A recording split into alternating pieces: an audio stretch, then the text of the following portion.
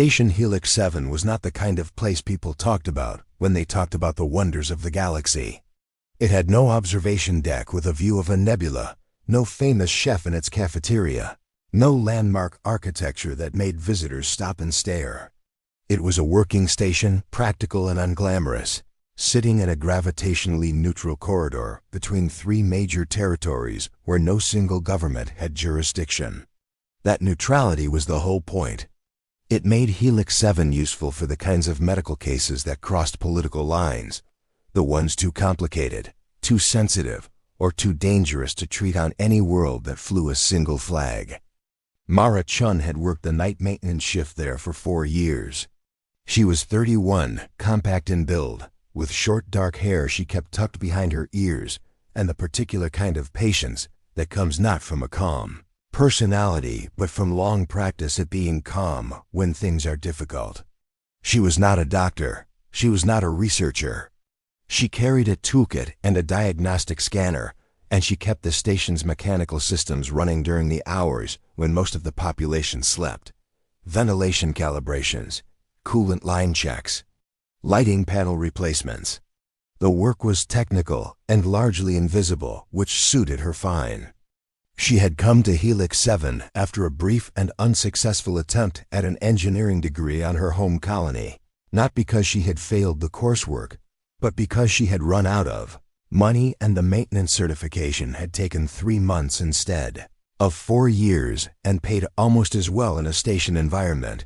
She did not think of herself as someone who had settled. She thought of herself as someone who had found the work that actually fit her hands. She was replacing a ventilation sensor on sub-level 3 when the Dretheri arrived. She heard them before she saw them, not because they were loud, but because the station's ambient noise changed. Extra footsteps in coordinated rhythm, the low hum of scanning equipment, the particular silence that spreads through a corridor when people are actively trying to stay out of the way of something. Mara climbed down from the access panel she had been working in and walked to the end of the corridor, just in time to see the procession pass through the main junction. The Dretheri were arresting to look at. They stood tall, most of them above 2 meters, with lean frames and skin that shifted in faint iridescent patterns, blues and greens and pale golds, that Mara had read moved with their mood and health, though she had never been close enough to one to observe it properly.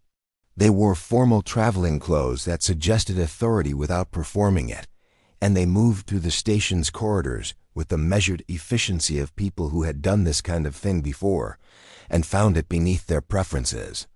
At the center of the group, carried on a sealed medical transport unit, were 2 young Dretheri males. Mara had seen the admission notice. Everyone on staff had.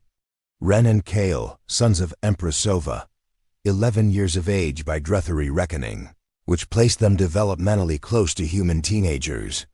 They had been the targets of an assassination attempt on their home world 7 weeks ago. The attempt had failed in the sense that they were alive.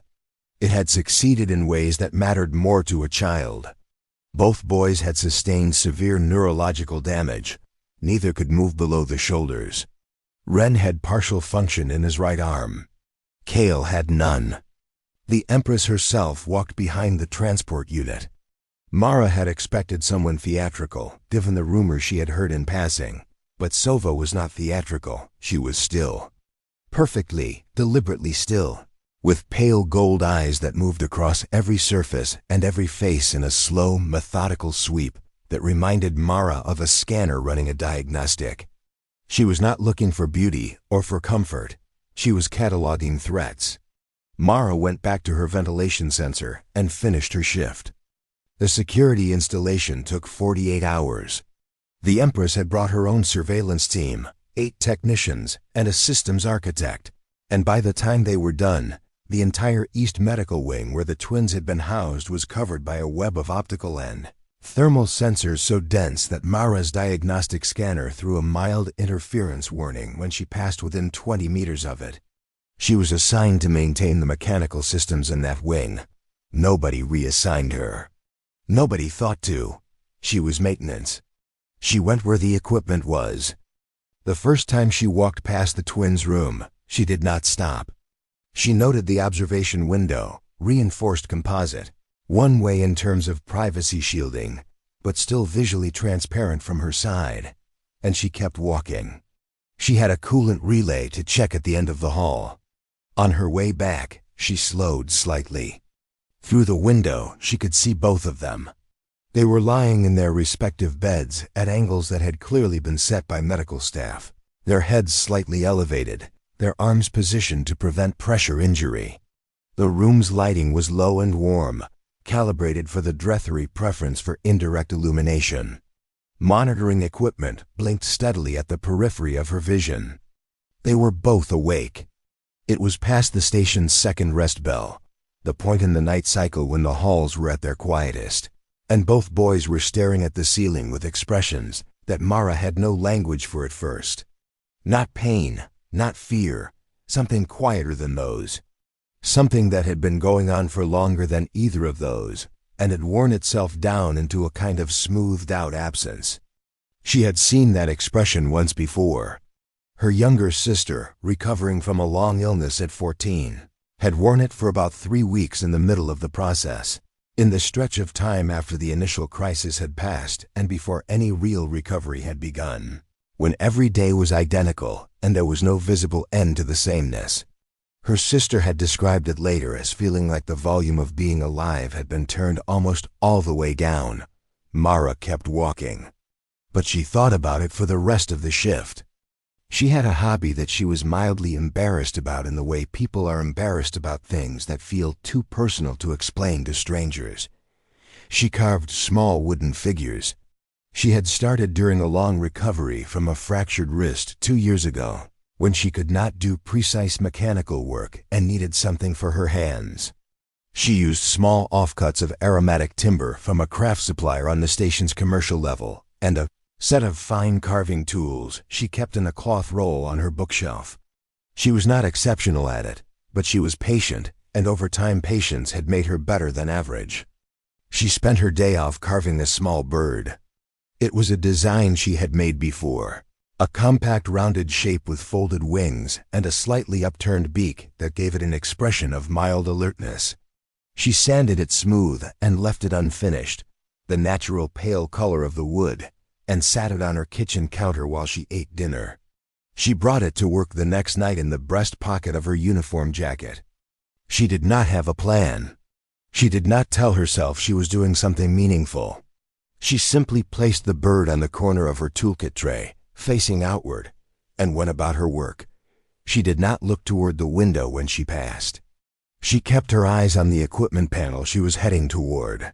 But she was aware, with the particular peripheral awareness that comes from 4 years of moving through corridors, quietly in the dark, that Cale's head had turned. It was small, maybe 15 degrees, but it was deliberate, and it tracked the bird as she moved. Mara did not react. She opened the equipment panel, ran her diagnostic, logged the reading, and moved on. In the surveillance room, Empress Sova had seen it too. Sova ran the maintenance workers file in full that night. Mara Chun, 31, human, no political affiliations, no prior contact with Drethry nationals on record, no academic training in xenobiology or diplomacy or intelligence work, a maintenance certification, and 4 years of night shift service. She cross-referenced the name against every Drethry opposition database she had access to. She found nothing. She rewound the footage and watched the moment again. The small wooden bird on the edge of the toolkit tray. Cale's head turning by 15 degrees. That was the first voluntary movement he had made toward anything since the accident. She watched it 4 more times. Then she pulled up the maintenance schedule and found that Mara Chun was assigned to the East Wing every night for the foreseeable future. She flagged the file. Not as a threat. She had a separate classification for threats, and this did not fit any of the parameters, but as a point of ongoing attention. She wanted to know what the maintenance worker did next. She did not have to wait long. The following night, Mara brought a small carved fox. The night after that, a fish with carefully detailed scales. Then a small sitting figure that might have been a person or might have been something else, ambiguous in the pleasant way of things made by hand without a blueprint. Each night, she placed whatever she had brought on the corner of her tray, facing the window, and went about her work without performance, without eye contact, without any gesture that seemed designed to be noticed. And each night, both boys were watching. Ren's right arm had begun to shift toward the edge of his bed when she appeared at the far end of the corridor. Kale's color patterns had changed. Mara could not read what they meant, but they were moving where before they had been still. She went home after her shift on the fourth night, made tea, and opened her personal tablet. She searched for Druthery bioluminescent communication, the light language she had heard existed, but knew nothing about. She read for 3 hours. She did not go to sleep until she understood the basics. And then, quietly, without telling anyone, she began to build something. The device took her 9 days to build. She worked on it in small increments, during her breaks in the maintenance bay, during slow stretches of her shift when the equipment on her route was running clean and required no intervention. It was not a complicated piece of engineering. She had made more intricate things as coursework problems years ago, but she wanted it to be right, and right took longer than functional. The Druthery communicated through 2 parallel systems. Their spoken language was layered with harmonic frequencies that most non-Druthery vocal anatomy could not reproduce. But running beneath that, used for emphasis, nuance, and in contexts where speech was inappropriate or impossible, was a bioluminescent vocabulary expressed through patches of photoreactive cells distributed across the face, neck, and upper chest. These patches produced light in a range that extended slightly beyond human visible spectrum on both ends, but the core communicative patterns fell within a range that standard photonic emitters could replicate well enough to be understood, if not perfectly. Mara had found an academic paper written by a xenolinguist from a university she had never heard of, who had spent 12 years cataloging the bioluminescent vocabulary and had published a reference guide that was dense with technical notation, but once parsed, enormously useful. She had also found a secondary source, a cultural guide written for diplomatic staff, that translated the most common patterns into simplified descriptions. She focused on 3 things: a greeting, a question that meant roughly, "Are you all right?" and a phrase the cultural guide described as a comfort expression, something used between family members and close companions that translated approximately as "I am still here. You are not alone in this." The device was small enough to hold in one hand. It looked like a modified signal lamp, which was essentially what it was, with a programmable output array and a trigger sequence she had, mapped to 3 separate button combinations she could operate with her thumb. She tested it in her quarters for 3 nights running, projecting the patterns against her wall and comparing them to the reference images until the sequences felt automatic.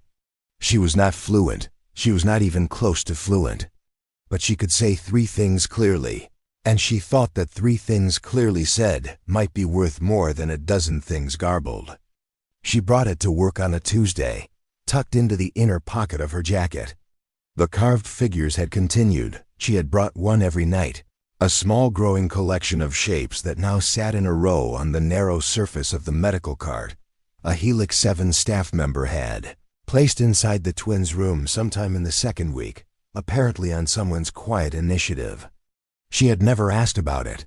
She simply noticed that the figures were no longer disappearing and understood that they had been allowed to remain. That night, she cleaned her section methodically, the way she always did, starting from the far end of the wing and working her way toward the observation window at the midpoint. She did not rush. She did not alter her pace. She was, as far as anyone watching was concerned, a maintenance worker doing maintenance work. When she reached the window, she paused in her usual way, not long, never longer than 2 or 3 minutes. Through the glass, both boys were awake. Ren's right arm rested on the edge of the bed rail he had gradually been reaching toward over the past week. Kale was positioned facing the window, a change she suspected had been negotiated with the nursing staff. She set her toolkit down. She made sure her hands and the front of her jacket were in the clear ambient light of the corridor, where the optical sensors could see them and where the boys could see them too. Then she took the device from her pocket and held it in both hands. She pressed the first sequence. The light patterns shifted across the front of the device in the Druthery greeting, a warm spectrum pulse with a specific rhythmic structure that the reference guide had described as a low-formality salutation used between equals. Nothing happened for 4 full seconds. Then Kale's neck and upper chest lit up. It was the first time Mara had seen a Druthery bioluminescent response at close range, and it was more vivid than she had expected. A wash of amber gold that moved outward from the center of his collarbone in a rippling pattern. It was not the greeting she had sent. It was something else, something she did not have in her reference guide. She noted the pattern carefully, the way she always noted things she did not yet understand.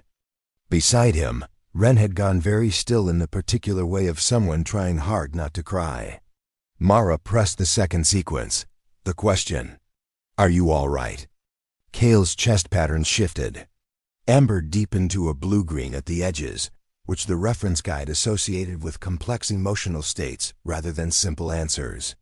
He held the color for a long moment, and Mara understood without being able to fully translate it that he was telling her the truth was complicated. She pressed the third sequence. "I am still here. You are not alone in this." Ren made a sound she could not hear through the glass. She saw his mouth move. His right arm, the one with partial function, lifted from the bed rail, palm outward, in what she recognized from the cultural guide as a gesture of acknowledgement, specifically the kind used when someone has said something that reached you. Mara lowered the device. She stood there for another moment. Then she picked up her toolkit and went back to work. In the surveillance room, Empress Sova had not moved for 11 minutes. She had the footage running at full resolution. She had the bioluminescent analysis software active on a secondary screen, translating her son's light patterns in real time, software she had brought herself, used for reading the candid emotional states of people she was negotiating with, now turned on her own children. Kale's response to the greeting had been, "You came back." Ren's gesture of acknowledgement, she knew, was not the casual version. It was the form reserved for sincerity, for moments that were not small. She watched the maintenance worker return to her toolkit and resume her route with the same unhurried efficiency she brought to every task. She watched her pause briefly at a ventilation panel 30 meters down the corridor, open it, log a reading, close it, move on. No performance. No lingering. The work was the work, and it continued. Sova pulled up the full 4 weeks of footage and watched it again from the beginning. She watched the first wooden bird appear on the toolkit tray. She watched Kale's head turn. She watched the nightly appearances of carved shapes that meant nothing in any cultural language she knew of but had clearly meant something to her sons in a language she had not thought to account for. The language of being, remembered by a stranger who had no reason to remember you. She watched the 9-day gap between the fish and the light device and understood. Because she was an intelligent woman, and because the gap was the precise length of time required to build something like that from available components, what had happened in those 9 days. The maintenance worker had learned, not perfectly, not fluently, but seriously, with the kind of effort that was not about impressing anyone, that was not going to be reported to a superior or added to a service record. The kind of effort made in private, on one's own time, because it seemed like the right thing to do and no other reason. Sova pressed her fingers to her eyes briefly, a Druthery expression of being internally overwhelmed that most non-Druthery never witnessed, and then composed herself. She opened a channel to her head of security. "Remove Mara Chun from the flagged watch list," she said. There was a pause. "Empress, remove her from the list," Sova said again, quietly. "She is not a threat. The emergency happened on a Friday."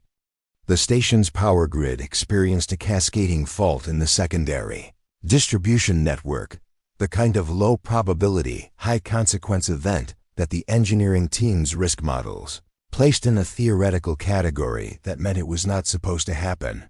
It happened anyway. At the 2-hour mark of Mara's shift, The East Wing's primary power relay failed over to backup, and then the backup, stressed by a simultaneous fault in the coolant system, began to degrade. The medical equipment in the twins' room ran on a protected circuit with its own battery reserve. The batteries gave 40 minutes of full operation. The repair team's estimated arrival was 65 minutes. Mara was already in the wing when the alert sounded. She heard the tone, read the diagnostic on her scanner, and understood the gap in 11 seconds. She moved to the manual bypass panel at the wing junction, opened it, and found the relay assembly, a physical component that could be held in a stabilized position manually to maintain the circuit at reduced but sufficient capacity. It required sustained pressure at a specific tension. Too little and the circuit failed. Too much and the backup system would fault completely. She braced herself against the panel housing and held the relay. She held it for 47 minutes. Her hands cramped. Her lower back, braced against the wall, ached deeply from the third minute onward. The corridor around her was dim and warm, the system running at reduced efficiency, and she could hear the ambient sounds of the medical equipment in the room behind the wall at her back. Still running, still steady. She counted her breathing. She adjusted her grip by fractions when her hand started to shake. She did not move from the panel. When the repair team arrived, they found her there and stared. "The relay?" the lead engineer said. "Manual bridge," Mara said. Her voice was steady. Her arms were not. "You're going to want to replace the whole assembly. There's corrosion in the secondary contact that your automated inspection missed." The engineer looked at her for a moment. Then he nodded and got to work. Mara was sitting on a supply crate in the corridor outside the wing, flexing her hands slowly, when she heard footsteps she did not recognize. Not the brisk medical cadence. Not the maintenance crew's practical shuffle. These footsteps were measured and unhurried, with a quality that communicated deliberate decision. She looked up. Empress Sova stood at the end of the corridor. She was alone. No security detail, no attendants. Just herself, in a plain dark robe she had perhaps pulled on quickly. Her pale gold eyes settled on Mara with an expression that Mara could not read, because she had no framework for reading it. They looked at each other across roughly 6 meters of corridor for what felt like longer than it probably was. Then Sova walked toward her, stopped 2 meters away, and said nothing. Mara did not stand up. Her legs were not entirely certain they would cooperate. She sat on the supply crate and looked up at the Empress, waiting. Sova raised her right hand, palm flat, fingers together. She pressed it toward Mara, not touching, a gesture held in the space between them. Mara recognized it immediately. She had encountered it in the cultural guide under a heading titled Recognition of Significant Bond. The description had said it was used between Drethri to signify that a person had been admitted into the sphere of those who mattered, those whose presence was not incidental, whose absence would be felt. "You are known to me." Mara raised her right hand. She pressed it back, palm flat. Sova held her gaze for another long moment. Then she turned and walked back down the corridor toward the medical suite, quiet and deliberate, the way she did everything. Mara lowered her hand. She sat on the supply crate for a while longer, listening to the repair team work, flexing feeling back into her fingers. She was not sure how much time passed. She was not sure it mattered. The footage was released 6 months later, not by Sova directly, but by a staff member at Helix 7, who had watched the night of the power failure on the corridor camera feed and could not keep it to themselves. It spread in the way that things spread when they are true, and when people are tired of things that are performed rather than real. Mara did not watch it circulate. She worked her shifts. She carved small animals in the evenings. She practiced her light sequences until the patterns came fluently, and then she learned new ones. Ren began physical therapy in the 3rd month. Kale made small movements that the medical team initially described as involuntary and later revised that assessment. The Empress remained on the station for 7 months in total, 3 more than originally planned, and nobody announced why the departure had been delayed. On the last night before the Drethri contingent departed, Mara arrived for her shift and found a small object on her toolkit tray. It was a carved figure, elegant and precise, made from a dark aromatic wood she did not recognize that smelled like something she had no name for. It was shaped like a human hand, palm upward, fingers slightly curved. She turned it over. On the flat base, in small and careful marks that she recognized as Druthari script, were 4 characters the cultural guide translated as already remembered. She put it in her breast pocket, picked up her toolkit, and went to work.